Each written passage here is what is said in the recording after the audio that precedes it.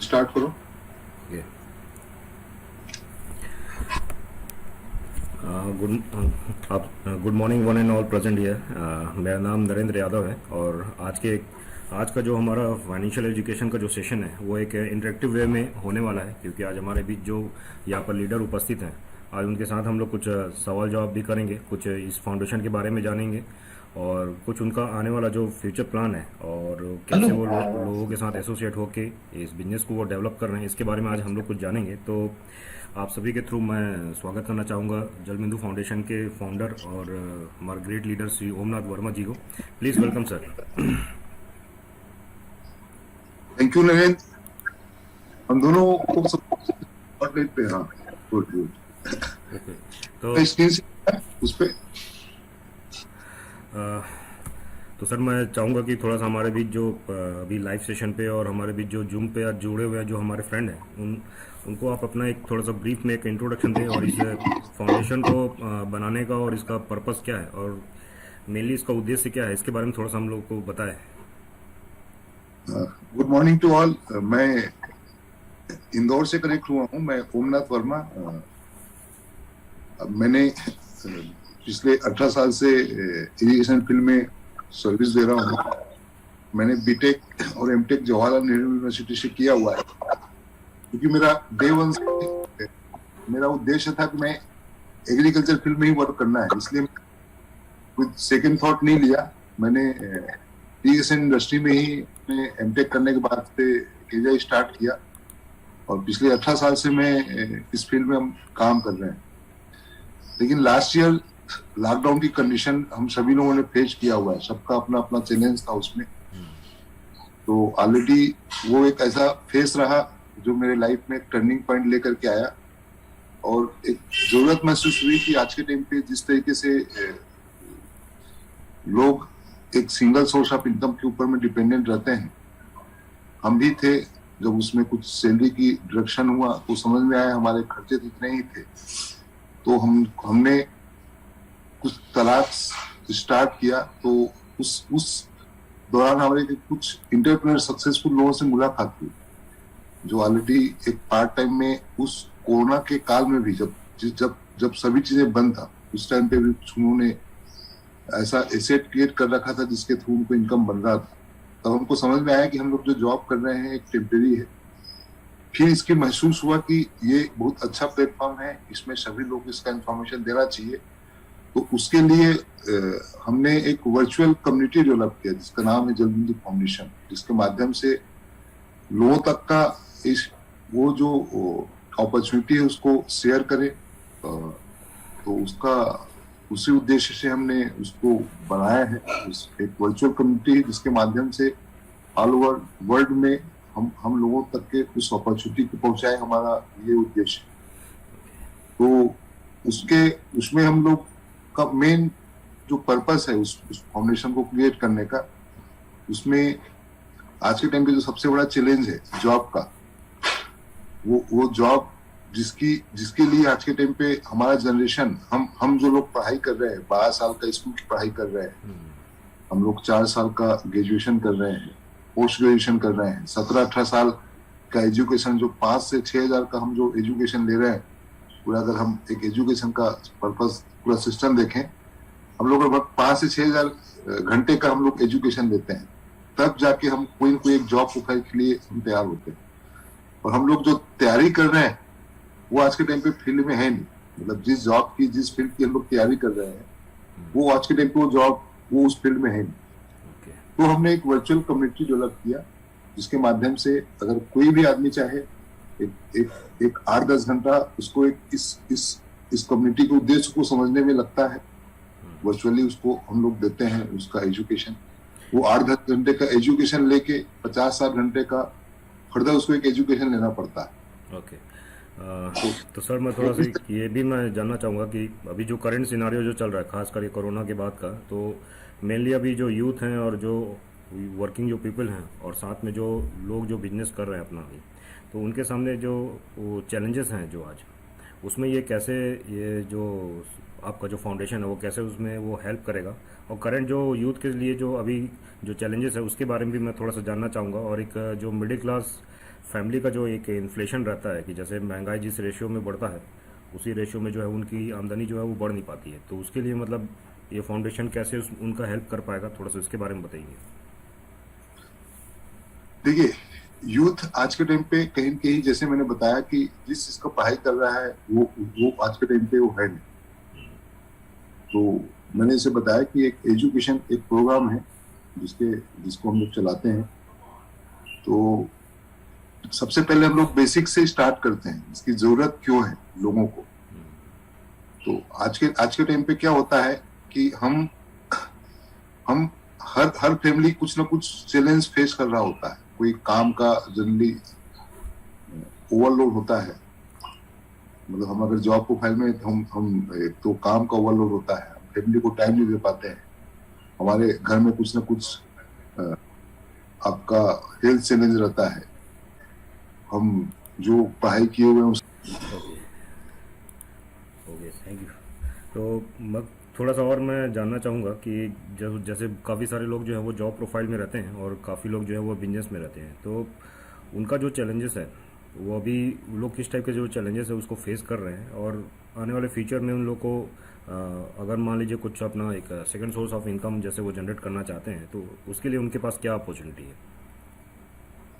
देखिए, पिछले 100 साल का डाटा बताता है कि हर 20 साल में 10 गुना हमारा जो फैमिली का जो इन्फ्लेशन रेट है, जो घर के जो खर्चे वो बढ़ते जा रहा है।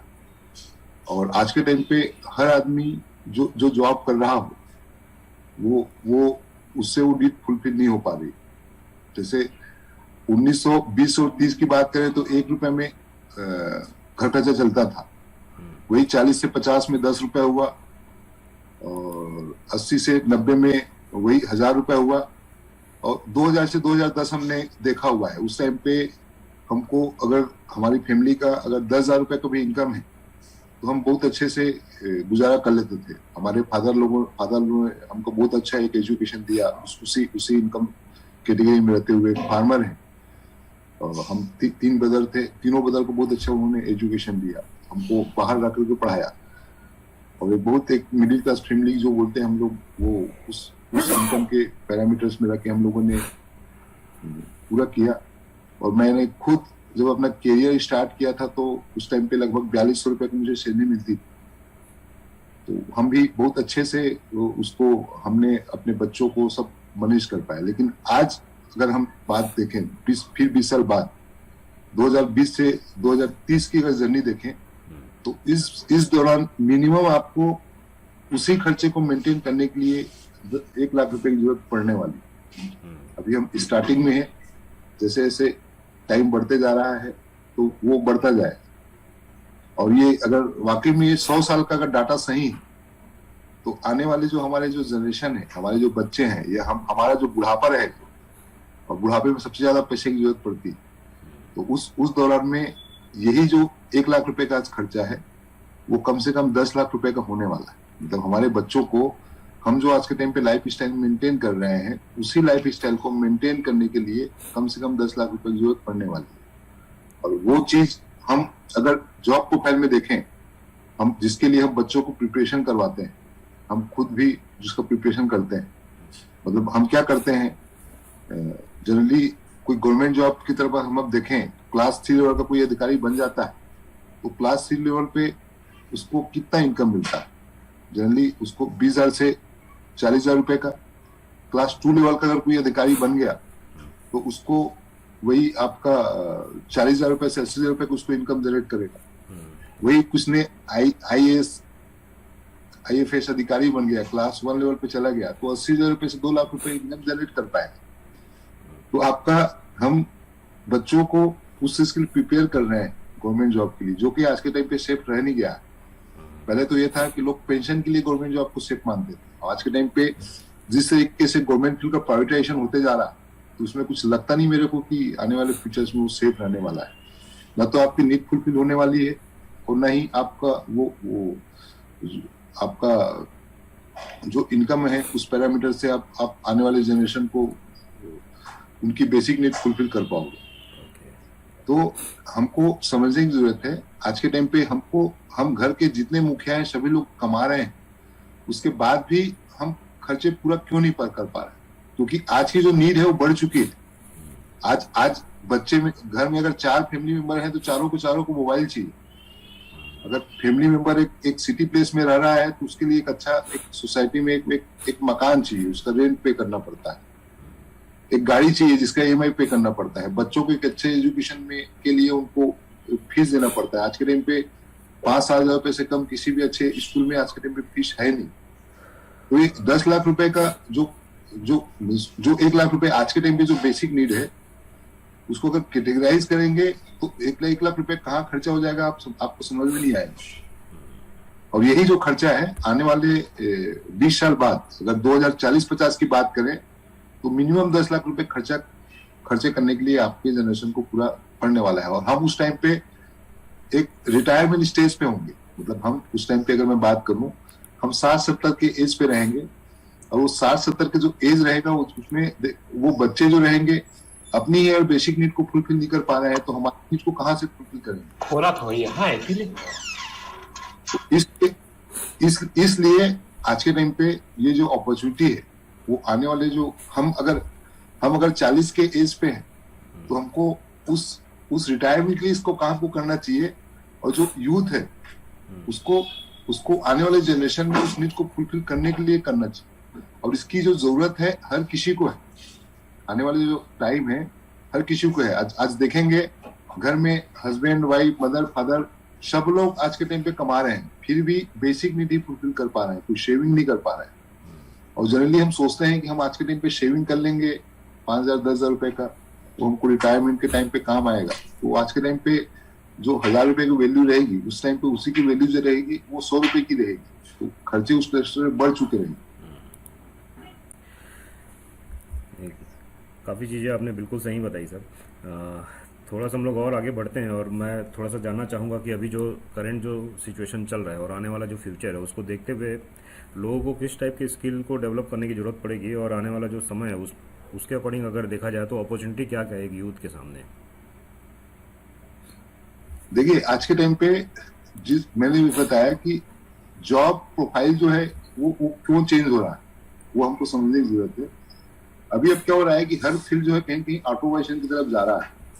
एक डाटा बताता है कि 2020 तक के लगभग 33% जो इंडस्ट्री ऑटोमाइज हो चुका है, और 2025 तक के ये जो रेशियो रहेगा लगभग एक 49% होगा।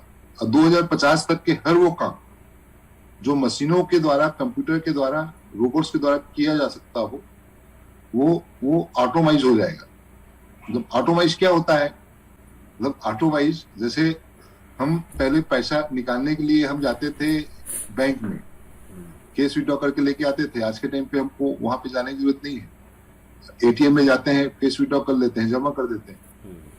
तो वो ऑटोमाइज होने के कारण से मतलब आज के टाइम पे जो लोग क्लर्क का, कैशियर का जो लोग काम करते थे बैंक में, आज के टाइम पे उनका रोल खत्म हो गया है। अब वही बैंकिंग सेक्टर में आप देखेंगे अब जो जितने भी ट्रांजेक्शन है वो भी आज के टाइम पे ऑनलाइन पे ऐप के माध्यम से देना चालू हो गया, जिसके कारण से अब जो ब्रांचेस हुआ करती थी सर्विस देने के लिए उसकी जरूरत पड़ नहीं रही।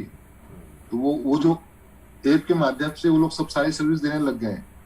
तो वहां पे वो जो बैंकिंग सेक्टर था जहाँ पे लोगों को जॉब मिलता था, मैं अगर अपने कॉलेज टाइम की बात करूं तो उस टाइम पे हमारे साथ बहुत सारे लोगों ने बैंकिंग की तैयारी किया और आज के टाइम पे बैंकिंग सेक्टर में, लेकिन वो बैंकिंग सेक्टर में वो जाने की, क्योंकि उस टाइम पे एक बहुत अच्छी अपॉर्चुनिटी हुआ करती थी। आप ग्रेजुएशन करने के बाद में बैंक फील्ड में जाओ, वो वहां पे पेंशन भी मिलता था, बहुत आराम की जॉब समझते थे। लेकिन आज के टाइम पे वही जो फील्ड है, आज के टाइम पे वही जो लोग हैं, वो जो फील्ड है चूंकि अब ऑटोमाइज होते जा रहा है, तो सिंक्रोनाइज होते जा रहा है।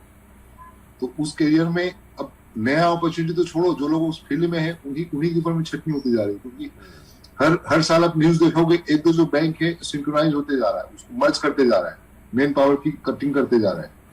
तो इस तरीके से एक बैंकिंग सेक्टर जो है, मेन पावर के रिसोर्सेज जो है उसको ऑटोमाइज करते जा रहा है और वहां पे सिंक्रोनाइज होते जा रहा है।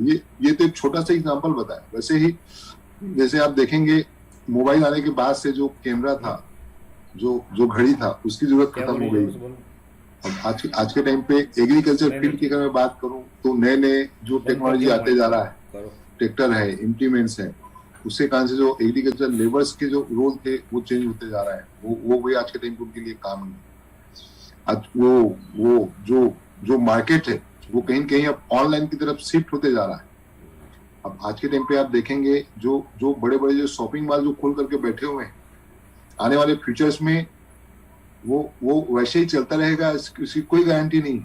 आप सोचो एक शॉपिंग मॉल जो खुलता है उसमें करोड़ों का इन्वेस्टमेंट होता है, वहां पे 100-200 लोगों को रोजगार मिलता है, लेकिन वो जो प्लेटफॉर्म है अब ऑनलाइन पे शिफ्ट हो गया। मतलब जो परचेजिंग जो होती थी अब ऑनलाइन के माध्यम से। सबसे पहले जो स्किल की अगर मैं बात करूं तो वो है आपका प्रॉब्लम सॉल्विंग स्किल।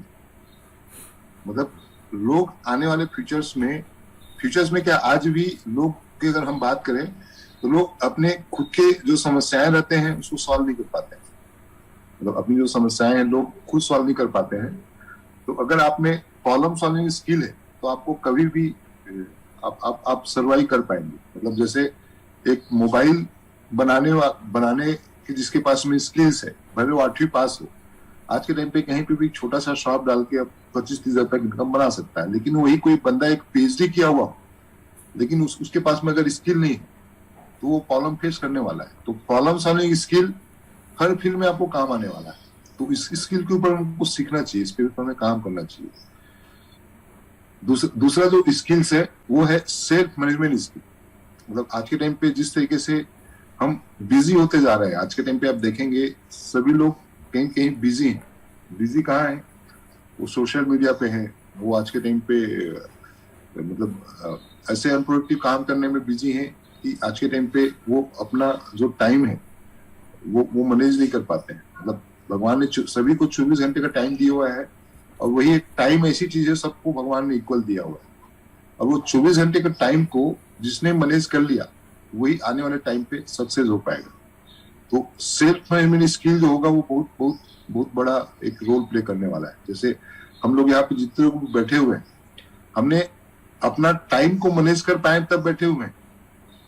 ये हमने सेल्फ को अपने को एक 40-45 मिनट के लिए हमने टाइम निकाला तब बैठे हुए हैं यहाँ पे। तो ये सेल्फ मैनेजमेंट स्किल्स जो डेवलप कर पाएगा वही आगे वाले फ्यूचर में सर्वाइव कर पाएगा। लोगों के साथ में काम करने का तरीका, वर्किंग विद पीपल स्किल, ये आदमी को बहुत आगे लेके जाने वाला है।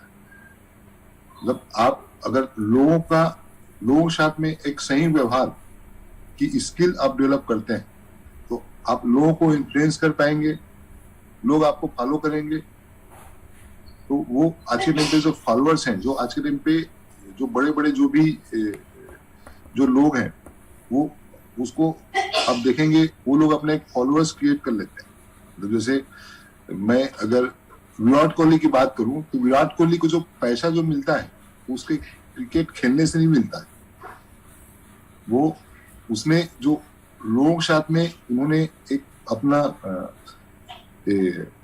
एक सोशली जो नेटवर्क क्रिएट किया हुआ है, वो उसके माध्यम से लोग उसको जानते हैं, उसके माध्यम से कुछ प्रोडक्ट सेल करता है, उसके कारण से उनको जो कंपनियां हैं उनको हायर करते हैं, उसके थ्रू वो आज के दिन वो पैसा जनरेट करता है। ये तीसरी स्किल है, लोग साथ में काम करने का तरीका। हम देखेंगे जो हमको कुछ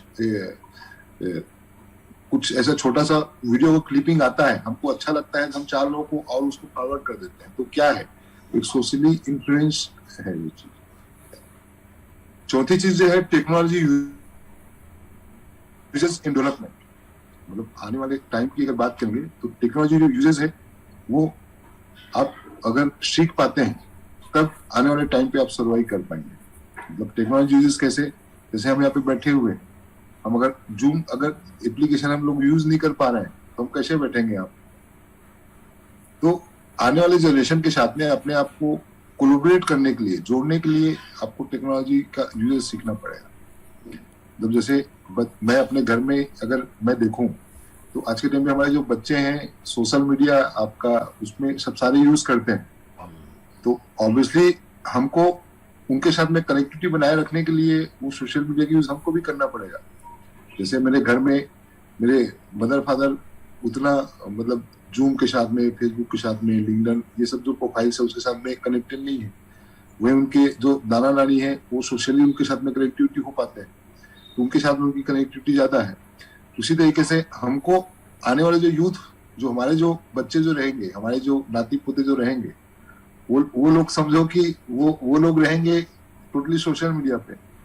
उसने अगर हम उस सोशल मीडिया पे नहीं है या हम उनके साथ में अगर कनेक्टिविटी नहीं बना पा रहे हैं तो हमसे वो दूर हो जाए। तो टेक्नोलॉजी का यूजेस बहुत बहुत बहुत वास्ट है, मतलब बहुत बड़ा है। हमको टोटल टेक्नोलॉजी के यूजेस हमको समझना चाहिए, उसको हमको आने वाले जनरेशन के साथ में अपना खुद का कनेक्टिविटी बनाने के लिए उसको हमको सीखना चाहिए, तभी हम आने वाले जनरेशन के साथ में कनेक्टिविटी बना पाएंगे।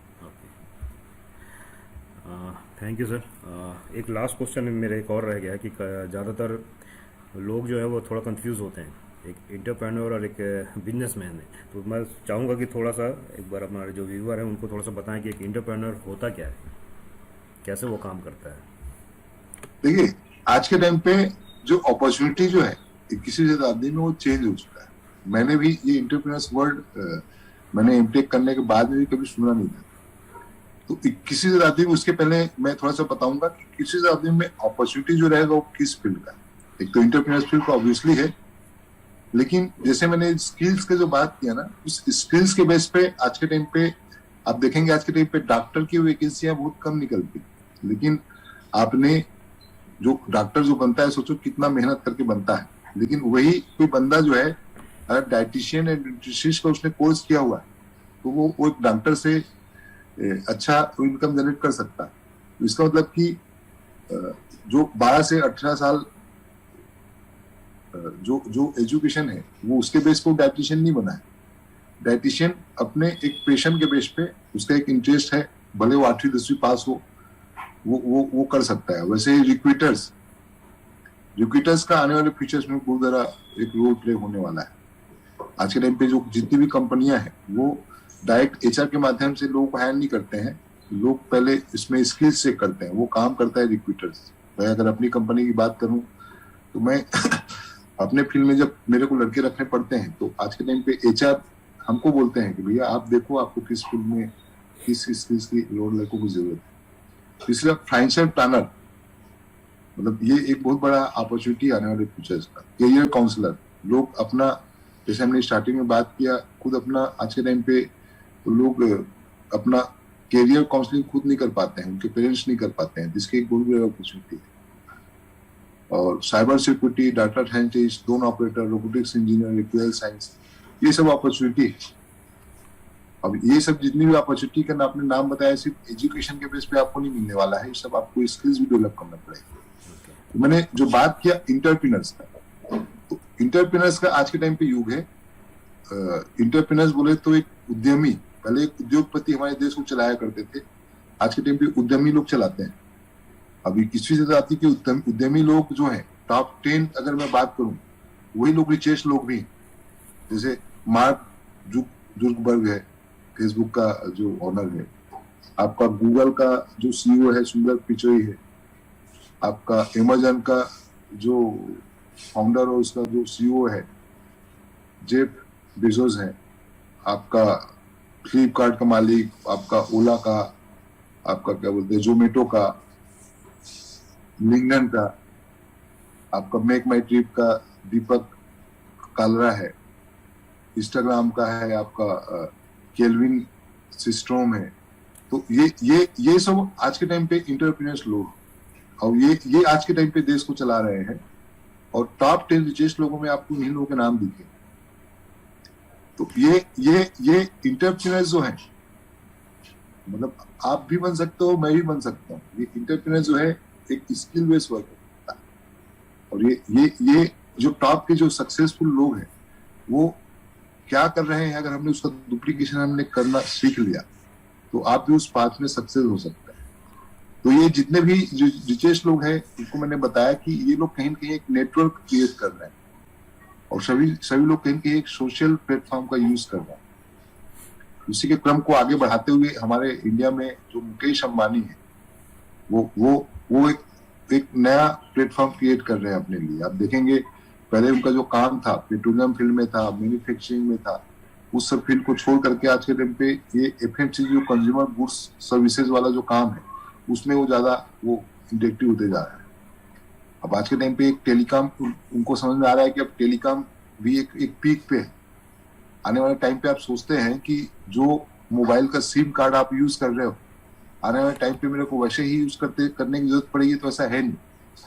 मतलब आने वाले टाइम पे हम कहीं कहीं सोशली एक दूसरे के साथ में कनेक्टेड है। हम फेसबुक में जाएंगे, उस फेसबुक में जाकर के आपके साथ में कनेक्ट हो जाएंगे। तो ये जो नेटवर्क है वो भी चेंज होने वाला है आने वाले। अब मैं फेसबुक की बात करूं तो फेसबुक एक नया बीटा वर्जन लेके आ रहा है जिसके माध्यम से आपको ये सिम कार्ड की जरूरत ही नहीं पड़ने वाला है आपको आपस में एक दूसरे के साथ में बात करने के लिए।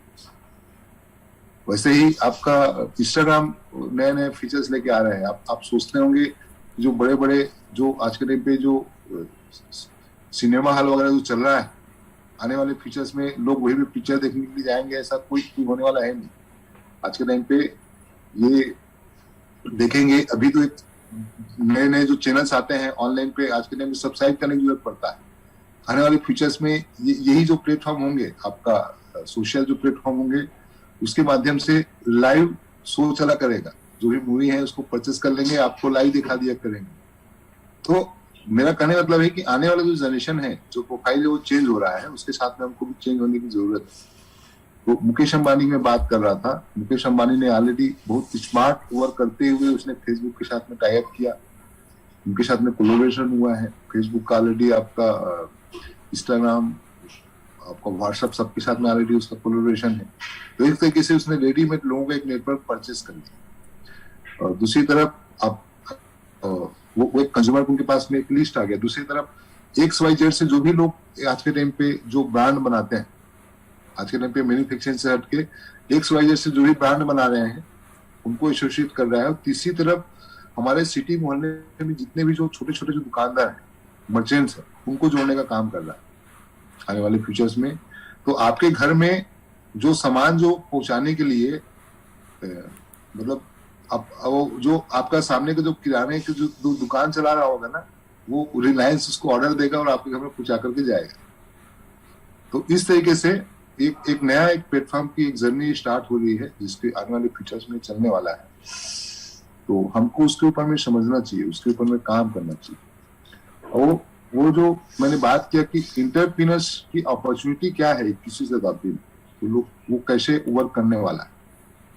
तो अगर मैं उसकी बात करूं तो हमको उसके लिए जो है कुछ पॉइंट्स है जो हमको समझने की जरूरत है। आज के टाइम पे इंटरप्रीनर्स की जर्नी अगर आपको तय करना है, आपको उसके बारे में समझना है तो ओपिनियन और फैक्ट को आपको समझना पड़ेगा।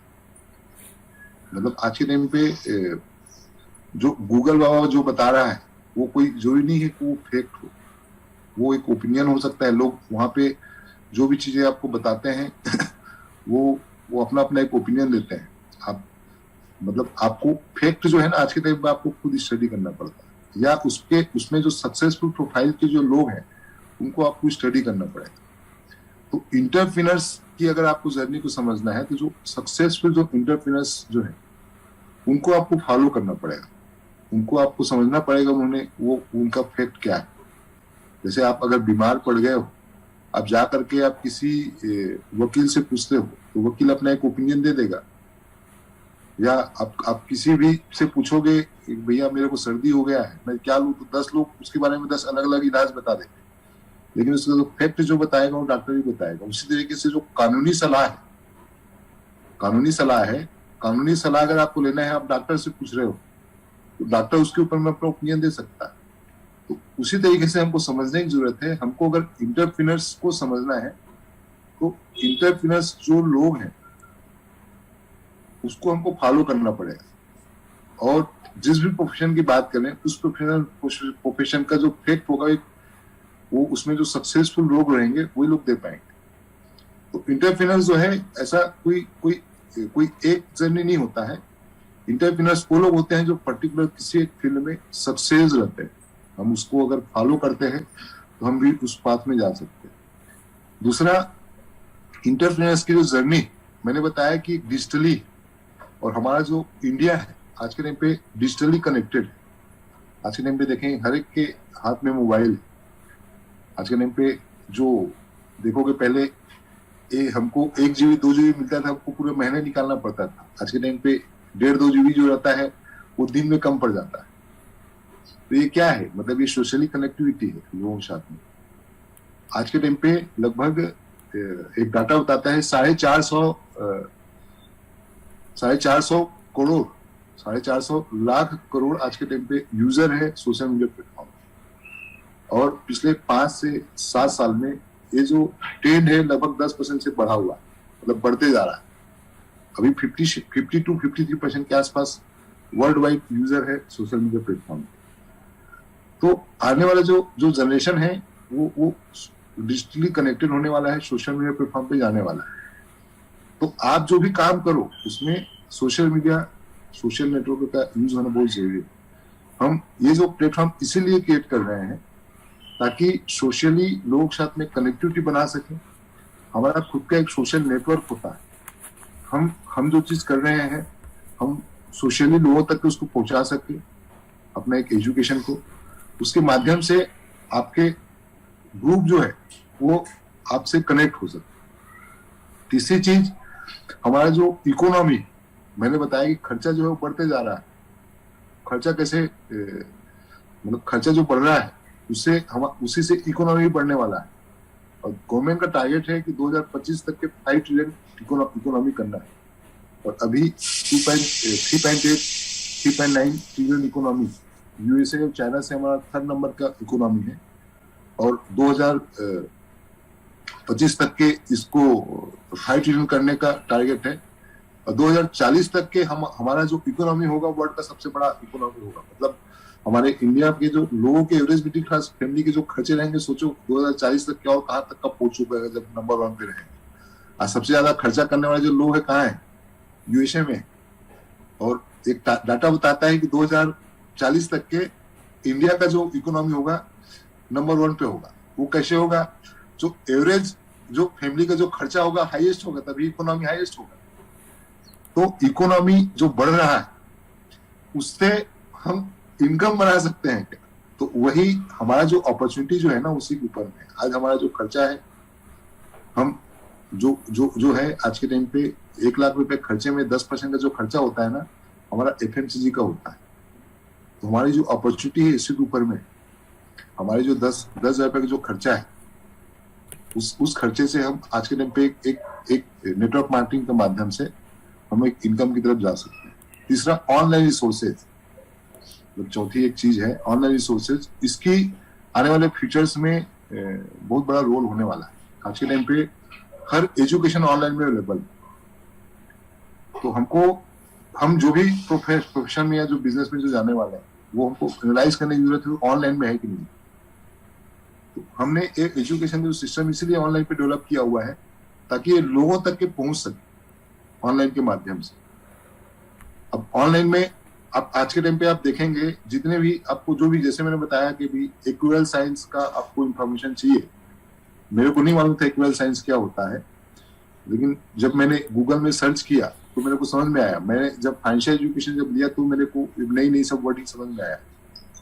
तो वो एक्चुअल साइंस के बारे में अगर आपने गूगल बाबा से पूछेगा तो 10 लोग अपना एक ओपिनियन देते हुए आपके आ जाएंगे, लेकिन उसका फैक्ट होगा आपको खुद उसको समझना पड़ेगा। तो ये ऑनलाइन रिसोर्सेज का आपको यूज करना आपको समझना चाहिए। पांचवी जो चीज है, हमारा जो इंडिया है और यूथ होते जा रहा है, मतलब यंगर एंड यंगर होते जा रहा है। आज के टाइम पे 18 से जो 35 का जो ग्रुप है उसको यूथ बोलते हैं। और उसका जो पॉपुलेशन है लगभग 25 से 30% का है। मतलब सोचो आज 130-32 करोड़ का हमारा पॉपुलेशन है, उसका 25% जो पॉपुलेशन है यूथ 18 से 35 के एज की। और वो कहाँ है, वो सोशल मीडिया प्लेटफॉर्म पे। और वो आज के टाइम पे कहीं न कहीं एजुकेशन का फेज कंप्लीट करके कोई न कोई एक जॉब प्रोफाइल ढूंढ रहा है। तो हमारा जो कम्युनिटी है उन्हीं को एक सही डायरेक्शन देने का है। वो जो यूथ है, हम अगर उनको कन्वे कर पाए, आज का आने वाला जो फ्यूचर है, यूथ अगर चाहे तो एक जो मैंने स्टार्टिंग में बताया कि एक 10 घंटा में एक अंडरस्टैंड कर सकता है, 10 घंटे के एक स्टडी करके, फिर 50-60 घंटे में वो एजुकेशन लेकर को समझ सकता है कि हम लोग क्या करने की बात कर रहे हैं। उसके बाद फिर एक डेली ऑनगोइंग एक प्रोसेस है एजुकेशन। अगर इस यूथ को हमने वो एजुकेशन दे पाते हैं 18 से जो 35 से एज यूथ है, क्योंकि देखिए आपने करियर कंप्लीट कर लिया, मतलब आपने आपको जॉब मिल गया, तो जॉब की स्टेबिलिटी भी कोई आज के टाइम पे गारंटी नहीं है। मतलब आज के टाइम पे लोग 23-24 साल के बाद तो जनरली अपना ग्रेजुएशन कंप्लीट करके वो लोग जॉब प्रोफाइल में जाते हैं, और शुरू का 8-10 साल जो रहता है वो लोग डिसाइड नहीं कर पाते हैं कि उनको करना क्या है, और उस बीच में आज के टाइम पे वो लोग जॉब चेंज करते रहते हैं, क्योंकि उनको करियर का कोई काउंसलिंग नहीं हुआ रहता, उनको मालूम नहीं रहता है उनको आगे क्या करना है। जहाँ पे एक बेटर अपॉर्चुनिटी समझ में आता है वहां पे चले जाते हैं, फिर वहां पे समझ में आता है यहाँ पे तो गलत फंस गया, फिर कहीं दूसरी जगह पे चले जाते हैं। तो ये जो यूथ है हमारा टारगेट वही है कि ये आने वाले फ्यूचर का एक बहुत बड़ा एक इंटरप्रेन्योर्स ग्रुप है, वो उनको हमको समझाना इस के जो खर्चे हैं वो जो खर्चे हैं वो आपकी जिंदगी में आपकी रहने वाली है, तो उसी लायबिलिटी से आप एसेट कन्वर्ट कर सकते हैं। वो कैसे कर सकते हैं उसके लिए हम और डिस्कशन करें। दूसरा मैं बोल रहा था कि आपको इनकम क्या होता है। जनरली हर आदमी जो है कहीं कहीं आज के टाइम पे एक्टिव इनकम के पीछे पड़ा हुआ। एक्टिव इनकम बोले तो हम जो 8 घंटा 10 घंटा 12 घंटा का जो भी हम लोग टाइम लगा करके जो इनकम बनाते हैं, वो चाहे इनकम हमारा सैलरी का हो, हमारे बोनस का हो, जो प्रोफेशनल है डॉक्टर वकील ये लोग जो फीस लेकर के जो बनाते होंगे, या जो दुकानदार जो अपना दुकान खोल करके जो इनकम बनाता होगा, वो एक एक्टिव इनकम होता है। जब तक के आता है जब तक के वहां पे काम कर रहा है। जिस दिन उसने काम करना बंद कर देता है उस दिन उसका इनकम आना बंद हो जाता है। और आज के टाइम पे सभी लोग जो पीछे जो अपनी जो काम कर रहे हैं 8 घंटा 10 घंटा उसी एक्टिव इनकम के लिए काम कर रहे हैं। तो इंटरप्रेन्योर्स लोग जो रहते हैं ना, वो लोग पेसिव इनकम के लिए काम करते हैं। वो पेसिव इनकम, अगर हम एक्टिव इनकम की तरफ हैं तो पेसिव इनकम के बारे में हमको सोचना चाहिए। और आज के टाइम पे एक इंफॉर्मेशन एज मॉडल एक ऐसा वर्किंग आ चुका है जिसको वो जो मैंने फाइनेंशियल एजुकेशन की बात की, वो एजुकेशन लेकर के वो आप ले सकते हैं। तो एक ग्रेट अपॉर्चुनिटी है। आपको अगर पेसिव इनकम के बारे में आपको समझना है तो आपको हमारा एजुकेशन आपको लेना चाहिए। आप पेसिव इनकम उसके माध्यम से जनरेट कर सकते हैं। और आपका अगर इनकम पेसिव इनकम आपका एक्टिव इनकम से ज्यादा है तो आपको कभी भी आपको परेशानी की प्रॉब्लम भी फेस करना पड़ेगा। क्योंकि ये क्या होता है, हमारा जितना खर्चा होता है उतने के हिसाब से हमारी लायबिलिटी ऑलरेडी फिक्स हो चुका होता है। सपोज करो आज 1 लाख रुपए की मेरी आज के डेट पे लायबिलिटी है, मतलब मेरे जो खर्चे हैं 1 लाख रुपए का है, और 1 लाख रुपए का इनकम मैं अगर पेसिव इनकम से बना रहा हूँ तो जो मैंने स्टार्टिंग में जो स्ट्रेस की बात की थी वो स्ट्रेस हमको फेस नहीं करना पड़ेगा। ग्रेट अपॉर्चुनिटी एंटरप्रेन्योर जो जर्नी है उसका, लेकिन ये एक एजुकेशन बेस है, वो आपको समझना पड़ता है। ये हम लोग ऑनलाइन प्लेटफॉर्म पे हम लोग डेवलप कर रहे हैं जिसके माध्यम से अपना जो सोशल नेटवर्क कनेक्टिविटी है उसको जोड़ करके आप इनकम जनरेट कर सकते हैं। Okay, thank you sir. मेरे ख्याल से हो सकता है कि कुछ और भी क्वेश्चन आए आने वाले फ्यूचर में, और कुछ लोग जो इसको बाद में इस स्ट्रीमिंग को देखेंगे, तो जिनका भी ऐसा कुछ प्रॉब्लम रहेगा, जो क्वेश्चन रहेगा उसको आप लोग अपने जो डिस्क्रिप्शन बॉक्स है या जो चैट बॉक्स है उसमें आप इसको लिख सकते हैं, और उसमें बाद में मोर और लेस आपको कोई ना कोई आंसर आपको ज़रूर मिलेगा। और उसी के साथ इस सेशन को हम लोग यहीं पर एंड करते हैं। और मैं सभी की तरफ से धन्यवाद देना चाहूँगा जलबिंदु फाउंडेशन के जो ऑनर हैं श्री वो वर्मा सर को, कि उन्होंने आज अपना एक समय निकाला और जो अपना एजुकेशन जो करते हैं उसको आज एक होल्ड पे रख के आज जो इंटरेक्टिव जो सेशन है उसमें आज उन्होंने हमारे साथ पार्टिसिपेट किया। Thank you sir.